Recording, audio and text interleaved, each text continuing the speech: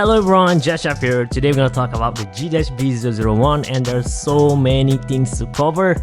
Let's get right into it. First, the price. I paid mine around 45,000 Japanese yen at the end of the day. Slightly more than retail, but that includes shipping and also expensive import tax. So keep that in mind. Whenever you're purchasing something internationally, using Buy Japan as a middleman, as a service to buy something for you from Japan, check the link down in the description box. Sponsor for today's video. Shout out to them. Remember, there's import tax included, so I would recommend to buy something cheaper first if this is your first time, just to see, the whole process, how long does it take and everything, and then after you get comfortable, get something like this. 40,000 Japanese yen in my case, so keep that in mind, guys. Now, you don't have to buy this watch. This is just me to add in my personal collection. You could also buy other version that is released before. This is the G-001. In my case, I have this black and gold version. There's also one in this exact same colorway that is, I believe, half the price, so you could still get the same appearance, history, design, all that without having to pay the amount of money. But there's one thing that I'll share afterward, which makes this watch special than any other G-Shock watch on the market. We'll talk about it later, but for now, let's talk about the design aspect overall. Since the last video I made about this Jason watch was like 3 years ago, so let's talk about them a little bit. The main idea here is a neck sash, basically a encapsulated design. That's it. But at the time, in 1994, when Casio first introduced this guy, that watch has thermometer sensor built inside of it. And just to make sure that it look the part, they poke holes in front of the bezel here. Something that a thermometer sensor will require for efficiency and all that. But if this is some of the watch, there's no sensor underneath here, and there's not even holes. This is just some indentation, I would say. The sensor was inside the watch. But after doing this design, it ended up looking like a hockey mask, and also quite popular hockey mask character at the time was Jason, so hence the name, I think. I don't know the hero history here, but I think that's kind of it, right? Anyway, then Casio released like 5 color variants at the time. The yellow, gray, and red version is the most popular at the time, and that's why they released this exact colorway today. But remember, you could also pick up other, I would say, a lot more toned down version, and also a lot more cheaper version as well these days. Say the black and gold version. So this is just my choice of color, okay? And remember, this is just a suggestion. You could always pop up the reserve bezel, which is the main specialty for the watch, easily remove bezel, and swap it up with this orange green version that they gave us. With this combination alone, you could make like 12 different variants, which I think gonna look kind of like this.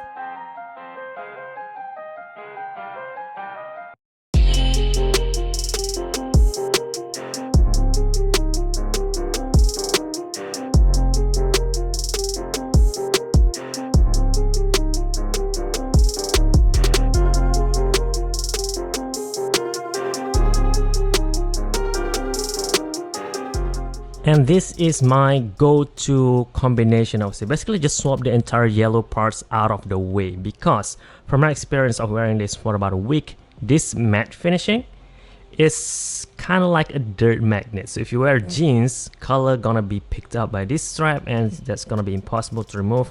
Something that I don't want to do, because I think this is gonna be a collectible item later in the future. So in my personal choice, I'm gonna keep or maintain it the way it is. So that's why I'm just gonna use this alternative strap. But in the future, when third-party parts are available, I'm gonna swap those as well. The first time I show this combination, I would say, to my wife, she just laughed.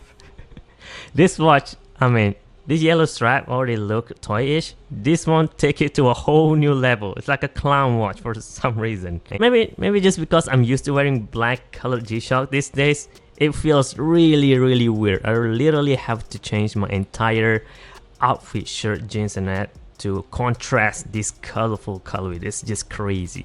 So if I saw anyone at all there wearing this watch, I would just instantly assume you're that deep into G-Shock watch collecting. There's no other reason why you'll be wearing this guy unless you're into G-Shock that deep, okay? With that said, you don't have to buy the watch. Remember, this guy, an alternative. This is the G-001. I would say older version from this guy. Cheaper as well, just goes around $100. All right, you could also buy the same colorway around $200, still fairly cheaper than this. It just lacking the Bluetooth function if I'm not mistaken. Even though it has more things inside of it, it is slimmer than this guy, which is incredibly impressive, and that with this resin bezel over it. So if you want it to be slimmer, just pop it up, boom, problem solved. Something that no other G-Shock on the market could do, and it still have the look on it. That is incredible. Next is the thing that solves a lot of problem that I have. Let me show you guys an example. Say you own a Casio, right? G-A2100, most of you guys own this. Resin, bezel, carbon core, just like one of these, just as tough. Now, if you want something metal, you have to buy a separate Casio called the GM2100, right? Now you have two G-Shock watch with the exact same function. And you have to pay more, of course. And that's where this watch comes in. Now, if you look at it again, it has, you know, if I want to go with something resin, pop this up and I'm good to go. And if I want to have something metal, just remove this and I'm good to go as well. Now I have myself 2-in-1 G-Shock watch just like that. And going to the third point, this is also very important to me personally. Say if I'm outside, whenever I'm playing with my 4-year-old these days and I don't want the metal parts to scratch, which it will, just pop the resin back on, safely guard the metal parts, which is, you know, you don't want to scratch those are the most expensive part for the watch. Just pop this resin back in. When it's over, just pop it back out again. Problem solved.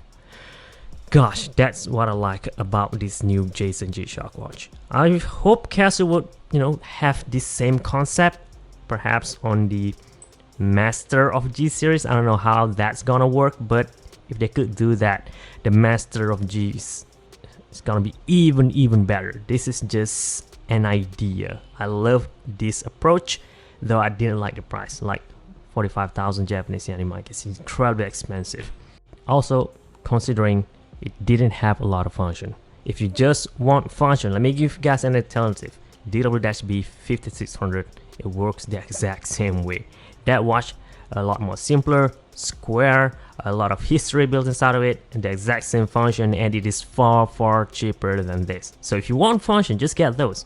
If you want something different than everybody else, or if you want something more unique, more collectible, I would say, this might be it. This is just my personal opinion, guys. You could disagree, totally fine. This is just my opinion.